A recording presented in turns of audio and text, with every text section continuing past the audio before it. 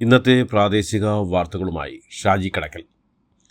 മഹാത്മാഗാന്ധിയുടെ കൊച്ചുമകൻ തുഷാർ ഗാന്ധിയെ RSS BJP പ്രവർത്തകർ തടഞ്ഞു.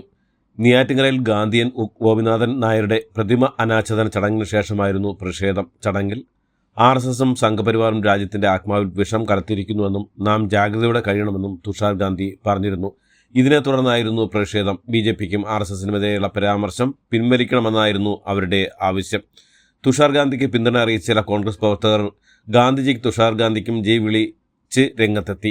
RSS മുർദാബാദ് എന്നും ഗാന്ധി സിന്ദാബാദ് എന്നും മുദ്രാവാക്യം മുഴക്കിയ തുഷാർ ഗാന്ധി പ്രതിഷേധക്കാരെ വകവയ്ക്കാതെ കാറിൽ കയറി പോവുകയായിരുന്നു. കാറിന് മുന്നിൽ നിന്നടക്കം RSS BJP പ്രവർത്തകർ മുദ്രാവാക്യം മുഴക്കി. വാർത്തകൾ വിശദമായി. തുഷാർ ഗാന്ധിയെ BJP RSS പ്രവർത്തകർ തടഞ്ഞൽ പ്രതിഷേധവുമായി നേതാക്കൾ. കേരളത്തിന് അപമാനകരമായ സംഭവമാണ് നടന്നതെന്ന് പ്രതിപക്ഷ നേതാവ് VD സതീശനും ഈ ഹീനമായ നടപടിക്ക് കേരളത്തിന്റെ മതേതര മനസ്സ് മാപ്പ് നൽകുമെന്ന് KPCC അധ്യക്ഷൻ K സുധാകരനും പറഞ്ഞു. ആശാസമരത്തിൽ പങ്കെടുത്ത കേന്ദ്രമന്ത്രി സുരേഷ് ഗോപിയെ പരിഹസിച്ച് ജോൺ ബ്രിട്ടാസ് MP ദില്ലിയിൽ അദ്ദേഹത്തിന് ഒരു പണിയുമില്ല എന്നത് വ്യക്തമാക്കുന്നതാണ് നിലവിലെ പ്രവൃത്തികളെന്നും പാർലമെന്റ് സമ്മേളനം നടക്കുമ്പോഴാണ് ഒരു കേന്ദ്രമന്ത്രി തിരുവനന്തപുരത്ത് ഇങ്ങനെ തമ്പടിക്കുന്നുമാണ് ജോൺ ബ്രിട്ടാസിന്റെ പരിഹാസം. സുരേഷ് ഗോപി പറഞ്ഞുകൊണ്ടിരിക്കുന്ന കാര്യങ്ങൾക്ക് എന്തെങ്കിലും കഴമ്പുണ്ടോ എന്ന് BJPക്കാർ പോലും വിശ്വസിക്കുന്നില്ലെന്നും ജോൺ ബ്രിട്ടാസ് കൂട്ടിച്ചേർത്തു. ആശാപ്രവർത്തകരുടെ സമരവുമായി ബന്ധപ്പെട്ട് കേരളത്തിൽ നിന്നുള്ള UDF MPമാർ കേന്ദ്ര ധനമന്ത്രി നിർമ്മല സീതാരാമനെ കണ്ടു.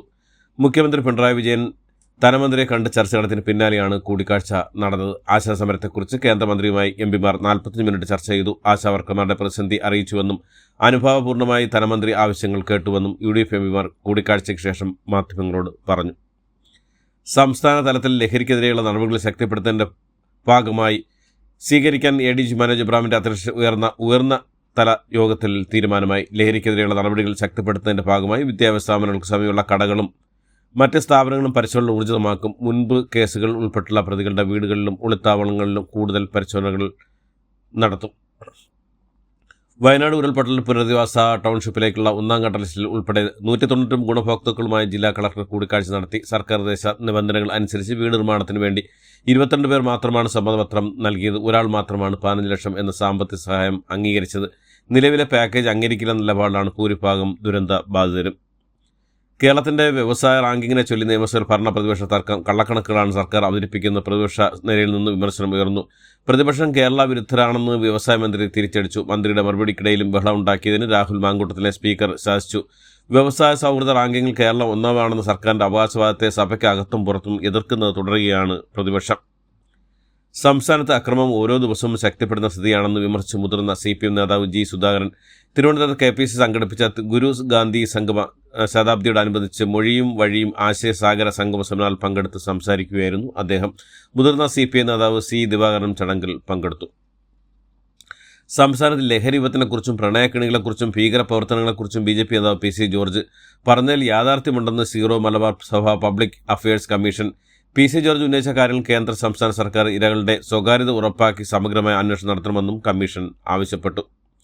അപകീർത്തി പരാമർശത്തിൽ BJP നേതാവ് ശോഭാ സുരേന്ദ്രനെ കേസെടുക്കാൻ ആലപ്പുഴ 1ാം ക്ലാസ് മജിസ്ട്രേറ്റ് ഷാന ബീഗം ഉത്തരവിട്ടു. AICC ജനറൽ സെക്രട്ടറിയും ആലപ്പുഴ MPയുമായ KC വേണുഗോപാൽ നൽകിയ ഹർജിയിൽ മേലാണ് നടപടി. ഒരുവിധ തെളിവിന്റെയും പിൻവലിവില്ലാത്ത ശോഭാ സുരേന്ദ്രൻ തുടർച്ചയായ KC വേണുഗോപാലിനെതിരെ ആരോപണം ഉന്നയിച്ചതിനെതിരെയാണ് ക്രിമിനൽ നടപടിപ്രകാരം മാനനഷ്ട കേസ് ഫയൽ ചെയ്ത്. ചരിത്ര പ്രസിദ്ധമായ ആറ്റുകാൽ പൊങ്കാല ഇന്ന്. അടുപ്പുകൾ കൂട്ടി ഒരുക്കങ്ങൾ പൂർത്തിയാക്കി ആറ്റുകാൽ ദേവിക്ക് പൊങ്കാല അർപ്പിക്കാൻ പ്രാർത്ഥനയോടെ കാത്തിരിക്കുകയാണ് ഭക്തർ. രാവിലെ 9:45 ശുദ്ധ പുണ്യാഹത്തോടെ പൊങ്കാല ചടങ്ങുകൾ തുടങ്ങും. 10:15 അടുപ്പ് വെട്ട്, 1:15 നിവേദ്യം. തലശ്ശേരി മാണോളിക്കാവ് ഉത്സവത്തിനിടെ പോലീസിനെ ആക്രമിച്ച CPM പ്രവർത്തകർക്കെതിരെ കേസെടുത്ത സംഭവത്തിന് പിന്നാലെ തലശ്ശേരി പോലീസ് സ്റ്റേഷനിലെ 2 SIമാരെയും സ്ഥലം മാറ്റി.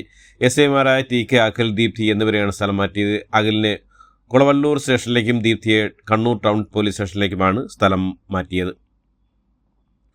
വെഞ്ഞാറമൂട് കൂട്ടക്കൊലപാതക കേസിലെ പ്രതി അഫാനെ ജയിലിലേക്ക് മാറ്റി. കസ്റ്റഡി കാലാവധി അവസാനിത്തുടർന്നാണ് അഫാനെ ജയിലിലേക്ക് മാറ്റിയത്. അച്ഛൻ്റെ സഹോദരനെയും ഭാര്യയും കൊലപ്പെടുത്തിയ കേസിൽ കസ്റ്റഡിയിൽ വാങ്ങിയ പ്രതിയെ പോലീസ് വിവിധയിടങ്ങളിൽ എത്തിച്ച് തെളിവെടുപ്പ് നടത്തിയിരുന്നു.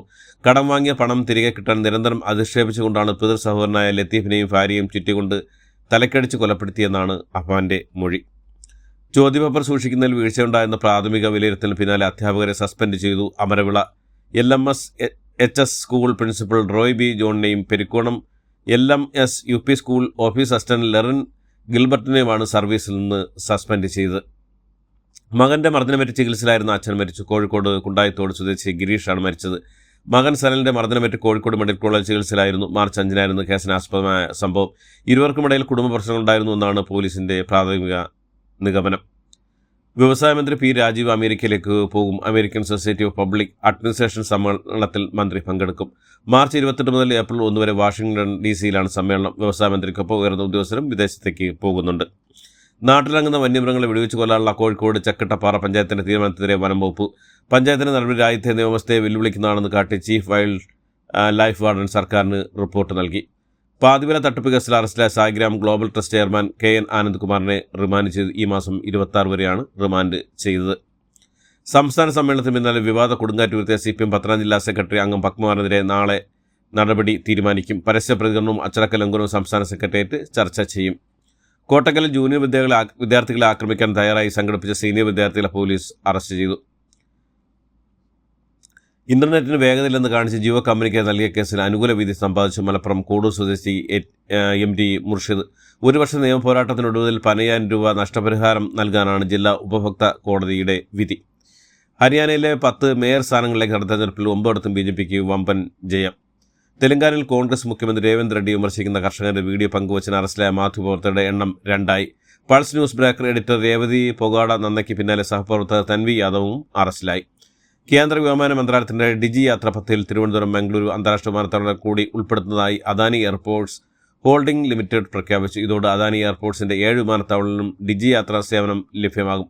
തടസ്സമില്ലാത്ത യാത്രാനുഭവം മെച്ചപ്പെടുത്താനുള്ള ശ്രമങ്ങളുടെ ഭാഗമാണെന്ന് അദാനി എയർപോർട്ട്സ് വാർത്താക്കുറിപ്പിൽ പറഞ്ഞു. മഹാരാഷ്ട്രയിലെ മുംബൈ ലീലാവതി ആശുപത്രിയിൽ സാമ്പത്തിക ക്രമക്കേടുകൾക്ക് പിന്നാലെ ദുർമന്ത്രം നടന്നതായും ആരോപണം. പാകിസ്ഥാൻ ട്രെയിനിൽ ബന്ദികളാക്കിയ എല്ലാവരെയും മോചിപ്പിച്ചതായി റിപ്പോർട്ടുകൾ. സൈന്യവുമായ ഏറ്റുമുട്ടൽ 31 വിഘടനവാദികൾ കൊല്ലപ്പെട്ടുവെന്ന് സൈന്യം അറിയിച്ചു. അതേസമയം ബലൂചിസ്ഥാൻ ലിബറേഷൻ ആർമി ട്രെയിൻ റാഞ്ചിയതിൻ്റെ ദൃശ്യങ്ങൾ പുറത്തു വന്നിട്ടുണ്ട്. ബലൂചിസ്ഥാൻ ലിബറേഷൻ ആർമി തന്നെയാണ് ട്രെയിൻ തട്ടിയെടുക്കുന്നതിൻ്റെയും യാത്രികരെ ബന്ദിയാക്കുന്നതിൻ്റെയും വീഡിയോ പുറത്തുവിട്ടത്.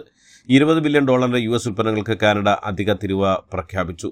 സ്റ്റീൽ, അലൂമിനിയം ഇറക്കുമതിക്ക് US പ്രസിഡന്റ് ഡൊണാൾഡ് ട്രംപ് ഏർപ്പെടുത്തിയ 20% തീരുവ പ്രാബല്യത്തിലായതിന് തൊട്ടു പിന്നാലെ അമേരിക്കയുടെ മേൽ പകരം തീരുവ ഏർപ്പെടുത്തി യൂറോപ്യൻ യൂണിയനും.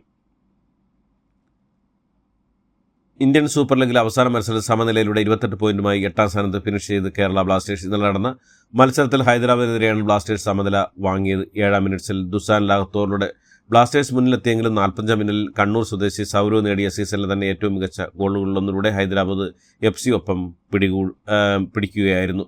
ഇതോടുകൂടി ഇന്നത്തെ വാർത്തകൾ അവസാനിക്കുന്നു. എല്ലാവർക്കും നന്ദി, നമസ്കാരം.